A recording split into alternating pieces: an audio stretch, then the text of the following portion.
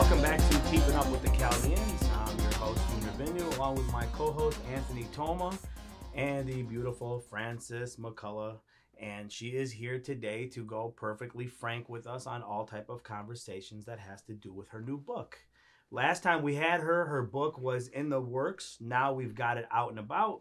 It's going to be available for you to purchase on hard copy, and also you'll be able to find it on audio as well too, correct? Right. It'll be on audio in about 6 weeks. Cool. And she's got her website that she's launching, which is imperfectlyfrank.com, which will go in depth with questions and answers regarding stuff like this and common practices of dating and everything else has to do with our community and others. But good to have you back. Thank you. Anthony, awesome to have you back with us on Thanks, this one, man. too. I So appreciate this is that. going to be a fun one. Why don't you tell everyone the name of the book, so Yes. for those that are not watching this on video and listening to this. So the name of the book is The Man He's Stupid and the Girl She's So Bitch. Relationship Wisdom from My Chaldean Mother. Although the book is not just for Chaldeans, it's just that the information came from my very wise, wonderful mother who happens to be Chaldean. Okay, so here's the question for you. You had to experience some of the things in here, both personal and hearsay, right, for you to write this book. 100%. When you got in depth with it, shit, you had a lot to write about. Give us some of the things that got you to start this process and like why you even got to this point. So I'm the youngest of 7. Mm-hmm. So the youngest child, and I think this is probably true for many youngest children, is we watch from our older siblings what's going on. Sure. So we really get away with a lot more than them, right? Mm-hmm. And because of many things in my experience, losing a sibling when I was young and my parents suffering their own issues, I got to figure out how to do life Right. at 13 years old from that point on. Yep. And in that space, I had a lot more freedom than what I used to have, from being totally disciplined to no disciplined, Mm-hmm. figuring out how to do this thing called life. Sure. And I became, and I probably already was, a major observer of people and their behavior. Mm-hmm. And that has been a lifetime passion for me, to observe someone's behavior. And what I discovered is everything is relationship. Your whole life is in relationship to Sure. people, to things, to clothing, to money, to success, to whatever that measure of success is Yep. for you. And so the book arose because we need to learn love. And we think love is, we don't get that love is an inside job. It's not what's coming from outside of us. It's what we're giving out and what's reflecting back to us. Mm-hmm.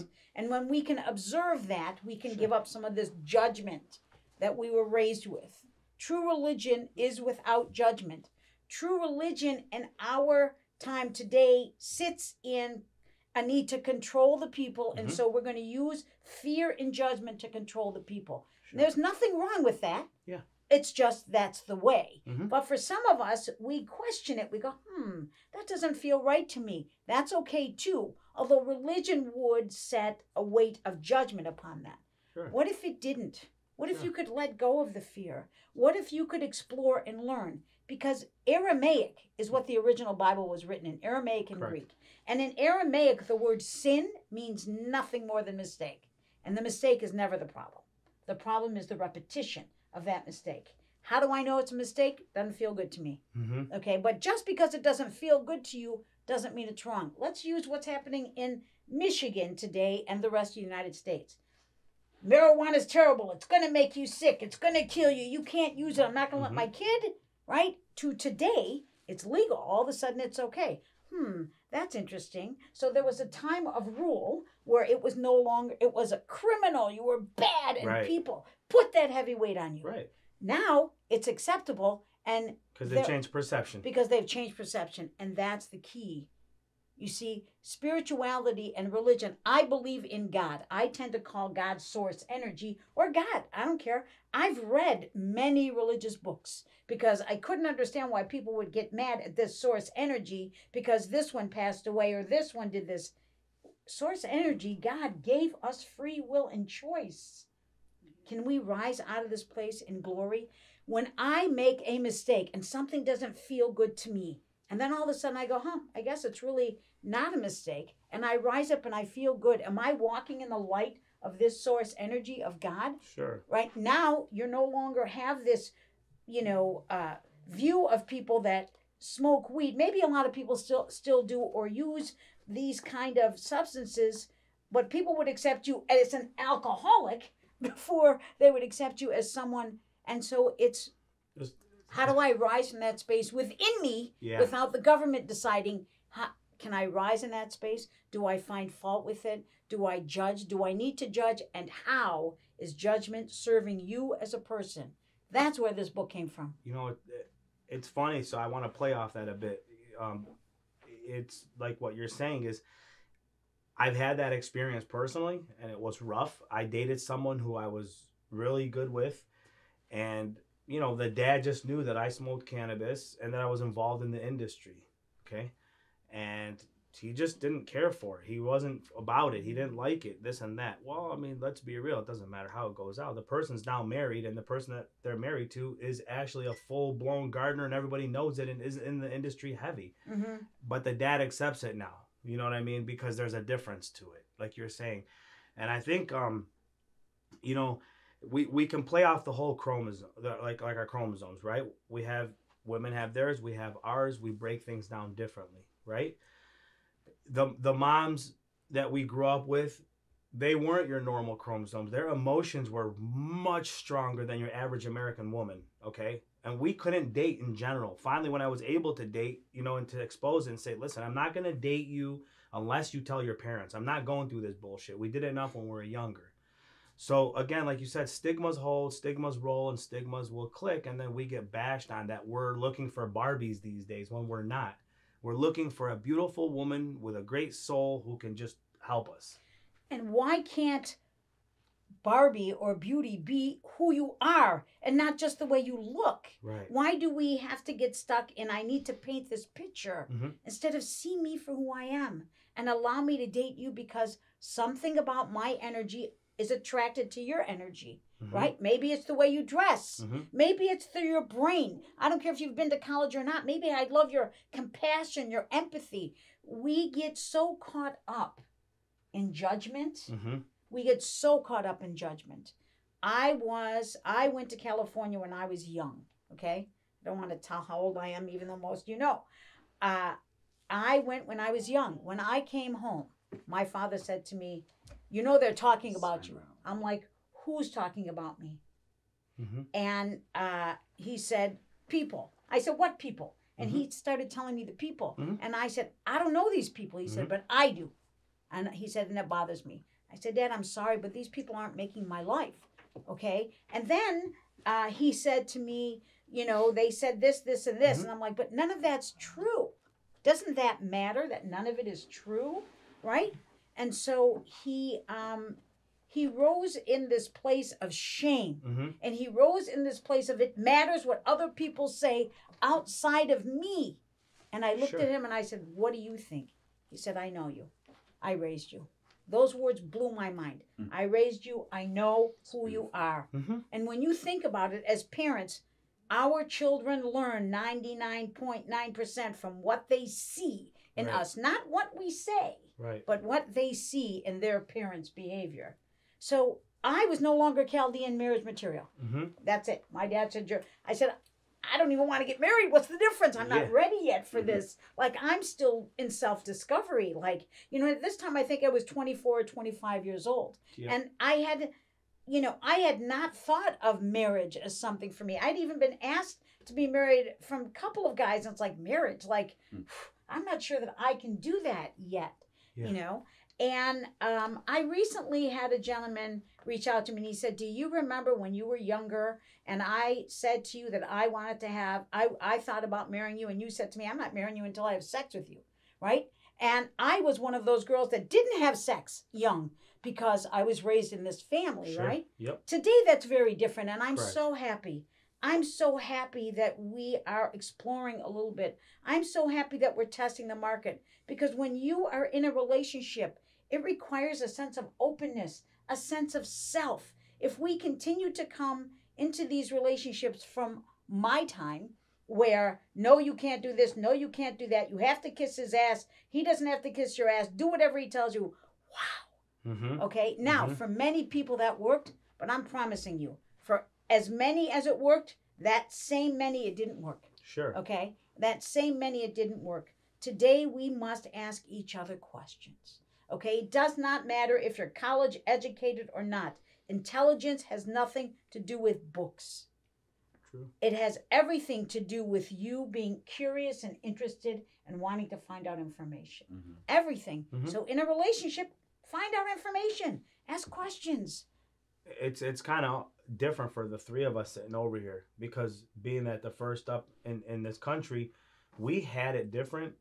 And you didn't open conversations. You couldn't even talk about sex back then. Sex was frowned upon when we were younger. Talking to a girl, trying to date her, we couldn't even do it without the brother, the dad, or moms, or somebody jumping down our throats.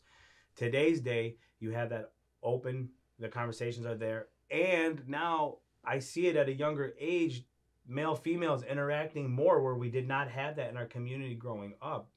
I couldn't call a girl to come over when I was in high school. You know, I was going to St. Mary's, and I couldn't tell my mom. Like, I had a girlfriend at like 17, 18 years old. He picked up the phone. He said, hang up with her. Don't call this house again. Like, that's what it was at that age. You know what I'm saying? We couldn't do it. Like, it was frowned upon. And it's changed a lot. And I just want so the audience know, when you say the man is stupid and the girl, she's so bitch, explain that, because Beautiful. we do get ignorant, we do get angry at times, and she does become so bitchy and doesn't understand why we're so also emotionally charged. Right. So I don't mean the man, he's stupid. Yeah. And my mother did not mean that. Yeah. So what she meant was, Francis, every day he gonna come home. He gonna kiss you.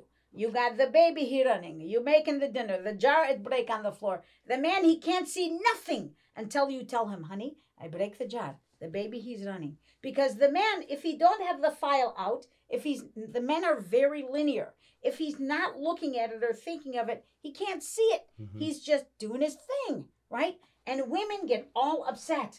He doesn't love me. He didn't see me. What an asshole he is, blah, blah, blah. The fact is, my mother said, if you have a tone in your voice, honey, I need your help. Can't you see I need your help? He just walked in the house. Inside his head, his brain went dead. You make a tone in your voice, any of us, our brain goes dead. And he thinks, what did I did? Why she be so bitch?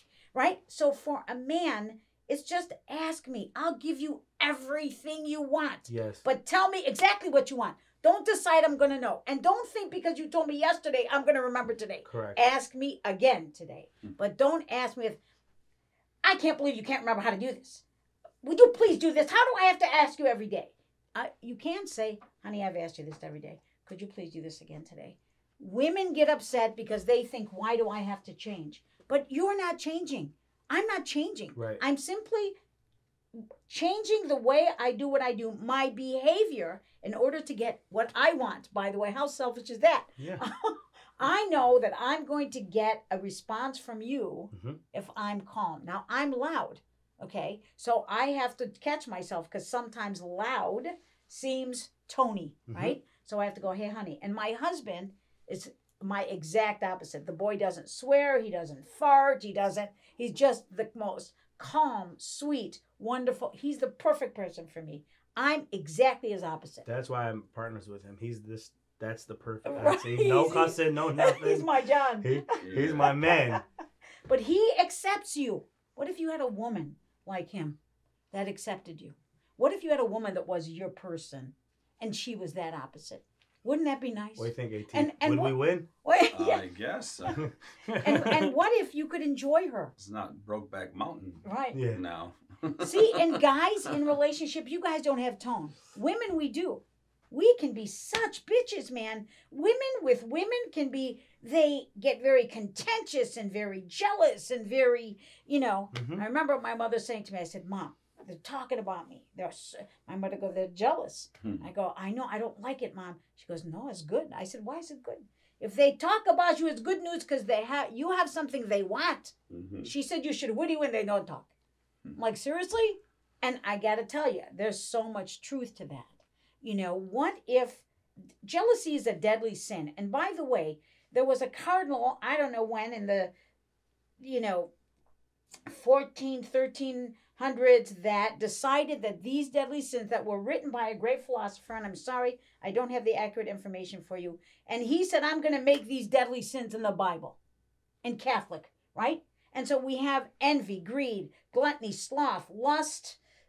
I can't remember the other two, but, I liken anger to one of them. Mm-hmm. And when we are angry or sit in any of those 7 deadly sins or any offshoots of them, you're not who you are. You've become a whole different person. Yeah. In the Catholic religion, we call this the devil, right? Mm-hmm. I call it crazy thinking. And by the way, in Aramaic, in the original Bible, the word devil, if you looked it up in the dictionary, it means thinking crazy. Thinking crazy. Well, what's thinking crazy? Oh, I'm so angry, I'm going to just kill you. Like I used to do it with my kids. And then when they did it back to me, I went, yeah, that's not working. So I turned my voice really low and I went, okay, guys, I don't like that. I'm going to go walk away. I'll come back when I'm ready. Mom, what's wrong? No, I'm okay. I can't talk to you now. I'd walk away, come back an hour later. Okay, let's have this conversation.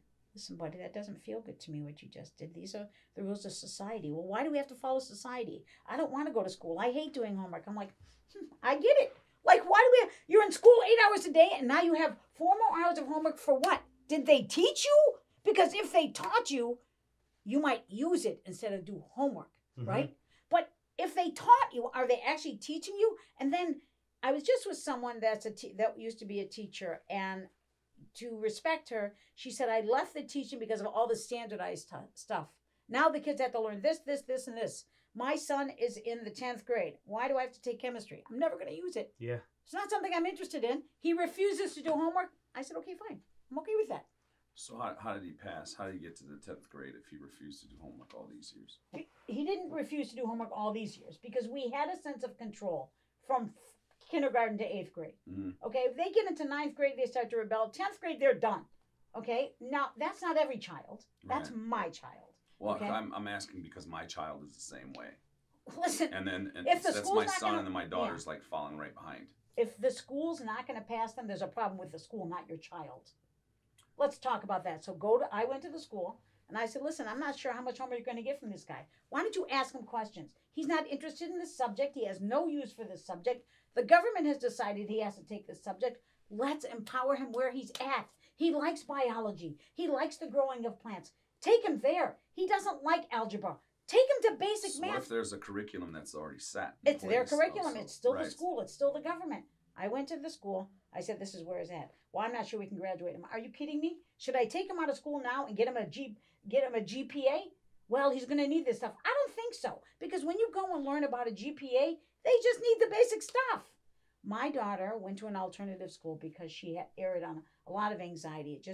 What school was that? She was at Bowers Academy, Bloomfield Schools. Okay. And both of my kids started at Detroit Country Day. Mm-hmm. Okay. My son has an issue called dysgraphia and dyscalculus. This actual writing, and math. Who would have thought? But his IQ is 140. How can this be? Jeez. Because these people are truly brilliant, and we don't empower them. Right. If you were in Finland, by the way, kids start school at 9. They get out of school at 1. They eat breakfast at home. They eat lunch at home. No homework. If there's any homework, they have 20 minutes between each class because the child didn't understand it for the teacher to teach them. But no homework. So selfishly, I took you off course and we took attention off from the book. Sorry. So we're going to talk about this because I'm very interested in hearing someone that's experienced and kind of in the same shoes that I'm in currently. But you got through it, and you're a genius like that. Mm-hmm. How many chapters in the book? And just to get back to the book, how many chapters in the book, and what are they about? How many chapters are in this book? I think there's 9. What are some of them about? 7 chapters. And what will people find in the book? So what they're going to find is how to communicate with. It's not just about a guy communicating with a girl. Right. And this equality stuff. We are different. Men are different than men. They operate differently. Their body functions are differently. I am all for equality for how we treat each other in, equal pay for equal work. A woman has a lot. She's going to have a baby if she is. We have to decide, okay, honey, what kind of allowance am I going to get? Because I'm no longer bringing in an income. I need a particular allowance for this. We need to create a budget on what it costs to have a child and all of those expenses. We need to communicate about sexual and sexuality. Please, offer you people the thought of, do I need to judge? I don't care. Go to church. Love your church. Enjoy your church. But do I always have to follow the doctrine exactly? You don't. Trust your gut. If it doesn't feel right to you and you're feeling drained and pulled down, are you walking in the light of God? Right. Because when you walk in the light of source energy or God, it feels fabulous. It's joyful. It's happy. It's peaceful. It does not have contention. It has pure love. Hey, you know what? I just want to tell you that, like what you're saying, like to bring the sexual part of things, relationships, it is a breakdown. And I don't know if I could be saying this and whatever, if you want to omit this, if I'm too out of line, but it's sad when I hear my friends who are married say, I get it once a year. Yeah. From my wife. Mm-hmm. And I said, what? Yeah, it started off this way. Then after we had our first kid, it went to this. And after a second kid, it was only down to this. Well, how many times a year does the man give the woman an allowance? But it's a shame. Might have to do with something to do with it. The allowance is just good. But it's the communication. I was gonna say that's the biggest thing, and does it become that like, okay, so, and again, this could be exposing the situation, is when it doesn't happen, the men go out and cheat, okay, because they're not getting it at home. And that's the common practice that's happening even within our own community. And that's why, to me, the rise of divorces have occurred higher, because the relationships have been more torn than they were before. Where before we had marriages that were set up, versus now we go find the marriages without our moms and dads' influence on them. So when they were pushed into how you're going to love to be a family, you have to create the love to become a family. Okay. That was more, you were forced into it, right? As back then. So today I see it more happening because the relationships have become more torn and they're not what they used to be. That's the reason I wrote this book. Too many divorces. Is it okay that I'm speaking on 100%. that? Because I'm just saying, like, just we from need what I to see. be And I'm open. single, so I'm just... We need to be open. The church needs to be open, which I think the church is open, but then they cut you down and make you wrong because of this.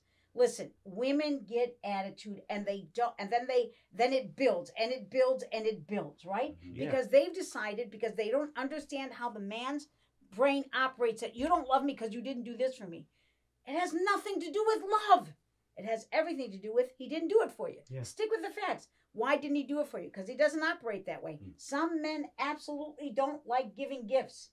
Let me ask him, honey, how can I get you to give me gifts? Because I like them. Can I have somebody say, hey, pick up flowers for your wife today? And because some men don't like expectation. By the way, some women don't either. Please don't expect it of me. Let me do it. That's the conversation. My husband and I used to do a Tuesday night. We called it a Tuesday night. Taco Tuesday? Taco Tuesday. Okay. I clearly am a communicator, and my husband is an engineer. Very, I had to pull it from him. When I realized having the tone with him gave me nothing, I went, okay, this is not working for me because I want something from you. So I said to him, can we have a Tuesday night? Can we have a night where any conversation is open and we do our best not to carry what we discussed afterwards? Because, honey, I am perfectly frank. I am. And he is an engineer. Like, that family was sugarcoat everything. And I had to talk with him about sex and what I liked in sex and how often I wanted to have sex. And he was like, well, I don't know. I'm a, 2, 3, sometimes a once a week guy. How can we find a way to work it for both of us? Well, it's negotiation, like the business. Okay, I can go for 2 times a week, but you have to initiate it. Okay, I'm okay with that because I want that, right? But every once in a while, can I just leave you a note for you to initiate it? Yeah, I will. It doesn't suck, yes. Would I rather have him come to me? Yes. But you know what? I want what I want. And if I have to take this path to get it, I'm okay with that. Just like our kids in school. Yeah. If I'm not going to follow the crowd, I'm okay with that. Because you know where I would rather be? I'd rather be happy. I'd rather let my kid know I love you. I get it. I understand. I'm not going to push you, just like my mate. Now, I am your not typical woman in the sense that I'm going to bring up the communication. But what happens for this situation you speak of is she got pissed off at this, and then this one came, and this one came, and all of a sudden you have Babylon, all right? Yeah. You have the Tower of Babel of all this anger, and you're pissed off. Sure. We have to first break that down, where the guy says, babe, tell me what it is I did, and she's going to rant, and you have to let her. Okay, and that's why people go to therapy. Yeah. And then she has to go, and he has to go, okay, I'm not that. I'm not this. I'm not that. I'm not everything you wanted from me. Do you not see who I am? I adore you. I will do anything for you. Please stop yelling at me. Just ask me, babe. Some things I'll be able to give to you. Can you love me there? Some things I'm not, because I'm not that. Can you love me where I'm at and not what you expect? That's the hard part. But who I am, it's really not that hard with conversation. Well, the conversation will bring it up, but the expectations are a pain in the ass right now because the perception on social media and other things has made somebody else's life look so much better. Oh, yeah. That you're coming home and now the problem is you're comparing. Yes. And everybody thinks that when they're looking at that Instagram that Frances's life is perfect. Yes. Look at it. It's awesome. I want Frances's life, but they don't know what's going on before you hit that post. And the only reason my life is perfect, by the way, is because I'm okay with me. Mm-hmm. I'm okay that I fuck up, excuse my language. I'm okay that I'm short. I'm okay that I'm fat. Okay. I'm okay that my husband is who he is. I'm okay that people are going to talk about me. Yeah. Does it hurt? Yes. Yes. It's not comfortable. No. I'm not going to change who I am to accommodate you. You don't see much of, look at me, see me on, right now on any of those social medias. The look at me, see me is I'm doing podcasts. I'm marketing my book. I'm doing coaching. I'm loving coaching. People come to me and they go, well, how come you're okay? I'm not okay. I'm jacked up. Yeah. That's the reason I can coach you is because I'm jacked up. Yeah. And sometimes I have to take my own advice to you. Yeah. And sometimes I need to go, oh, that's interesting. Look at, she is my camera. She is my TV looking in front of me. And I'm going, oh my God, that's me reflecting back. The only reason my life is good, I'm going to tell you right now, is because I have chosen to be happy. That doesn't mean it doesn't suck every day and I want to kill somebody. But you walk happy. But I walk happy and I'm willing to hear you. Yeah. Hear you. I'm willing to go or pull it from you because sometimes we need one to pull it from the other and that's uncomfortable. That's very uncomfortable. Listen, I got married to this guy because I was married for a year and divorced. I inherited my ex-husband's child who is now 40 years old. I didn't get married. I had no legal right to this kid. I didn't get married again until 10 years later. My mother said to me, if you divorce him, I'm going to keep him and get rid of you because she liked him so much. Oh. You think I did a good job? Of course, my mother liked him. I mean, you can't go wrong there, right? Yeah. And who wouldn't love being loved by a woman that wants to take you in and hold you and nurture you and care about you, right? Mm-hmm. But he wasn't Chaldean. He's not Chaldean. Everything about him is Chaldean. But, so it's communication that has to happen calmly. Mm-hmm. That has to come from the true depth of hurting somebody's feelings. Right. Yeah. Right. So who's the book for? Like, who should go and pick it up? And what stage in their life should they be in when they pick it up? When 15. They decide to pick it up? 15. Really, okay. Once you start having relationships. I mean, more and more we're letting our kids have relationships privately. Yeah. At 15, 16 years old. It's happening. Yeah. I mean, if you want to lie about it, fine, that's on you. I would say people will respect you more when you stand in pride of your choices. And I don't mean proud like proud. I mean like I'm not ashamed of the choices I've made. Is it uncomfortable? Did I have to learn from it? Yeah. And I'm done now. Can I put it down and walk this way now? Yeah. I'm not perfect. I'm the most imperfect person you'll ever meet, right?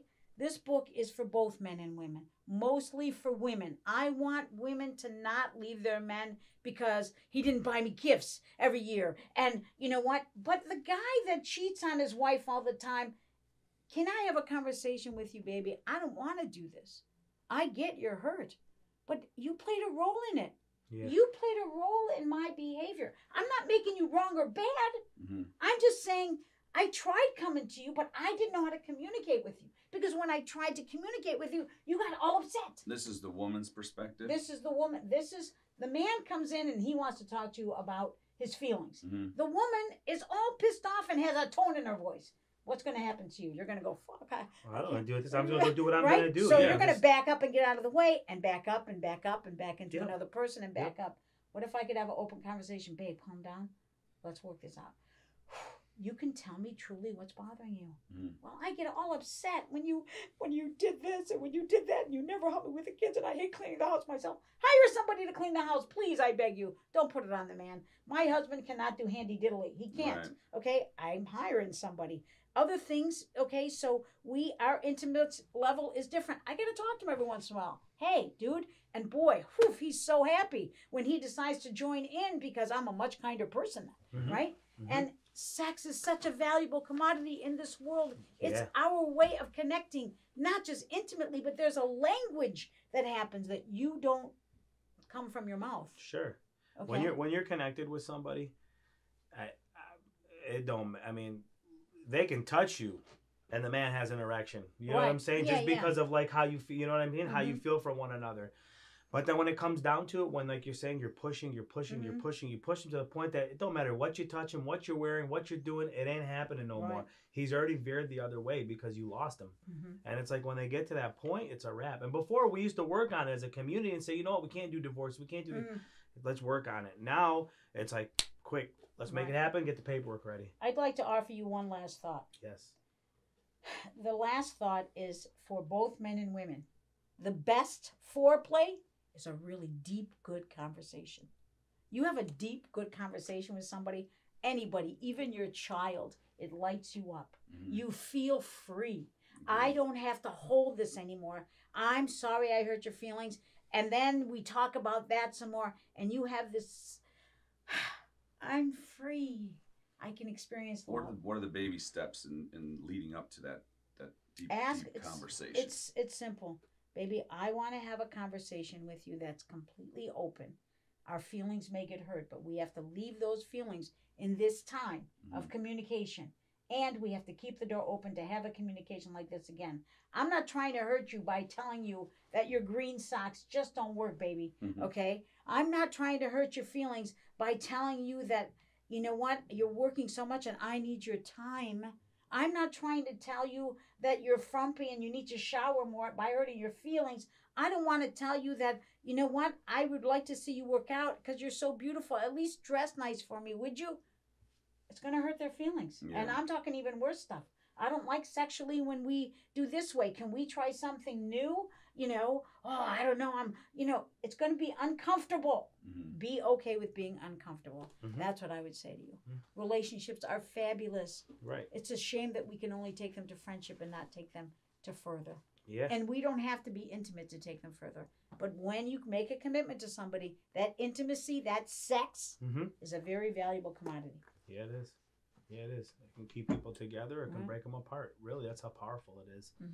What's just if you want to just dive in for a sec with the IamPerfectlyFrank.com, if we can just help people with that. What I do is I coach. I treat pain patterns because there's a lot of emotion that's held in the body to release. And Anthony knows, and you know, it's not a comfortable experience. No. Again, be okay with being uncomfortable. You beat my ass. I also have written the book. And I'm doing podcasts. So at I Am Perfectly Frank, all that information is there. Cool. And it's there for you. If you have a question, please feel free to fill out a form, ask the question, look at me on Facebook and Instagram. And I'm going to tell you, I don't care if I'm seen. What I care is, can we give each other a message of love? And what does love really look like? Sure. It has no boundaries. I'm telling you right now, it's just not in marriage and in death. Love has no boundaries. And I believe God and love are the same. Let's start living there. Yeah. So one thing I'd like to, before we end up exiting the interview soon, but give me, as a single man, give us one good thing from there that would make us persuasive today to actually go and want to think about a relationship. You know, like, so if Anthony and I dove into this, what is in there that would say, you know what, that's going to impact you if you get to that point? You know what's going to impact you is someone that accepts you for who you are, but you got to start with you. So that's the thing. You have to go, I'm okay with me. You know what? I'm not going to be afraid. That fear, right away, breakthrough. Go, I'm going to go talk to her. The community can beat you down. I'm not going to lie to you. Let the community beat you down. They could. They're going to find fault. Do you like me? I love you. Do you like me? I love you. Okay, do you find fault with me? No. I bet you question me in your head. That little when she cusses, I don't like that. It's okay. No. Do you still like me? That was only during the therapy session. Yeah. I never thought that. Even from the first day when you shoved your hand in my mouth and checked my damn muscles. Don't judge before you start to see them, and let yourself go through fear. Let yourself go through the fear. I am going to go talk to her. Okay? I am. Or I'm going to say this. Or I'm going to say, you know what? you're very beautiful.